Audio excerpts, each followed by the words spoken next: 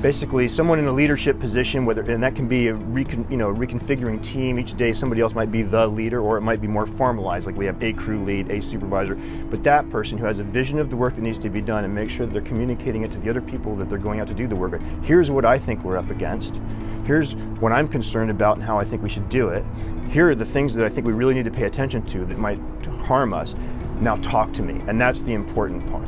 And the people who do this very, very well really spend a lot of time on that now talk to me portion. Even making it clear to the most junior person on that team that it's just absolutely expected of them to speak up. And we give lip service to that all of the time, but until you actually do it in practice over and over again, it doesn't make much sense. It's one thing to tell somebody, you're new on this group, what we do is important and sometimes dangerous. We need you to speak up if you see us coming up with a bad plan or doing something wrong. And it's another thing completely to test it, to actually set them up and put them in a position where we sort of intentionally come up with a bad plan just to see if they'll call us on it. And often they don't. So then we call them on that. Hey, we just came up with a bad plan and we told you to speak up and you didn't.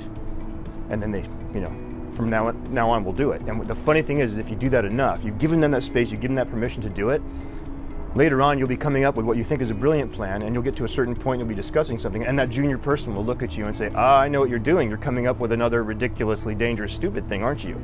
And of course your answer then is like, well, yes, that was a test, and then whew, thank God you pointed that out. So you have to walk the walk. You have to demonstrate it and test it.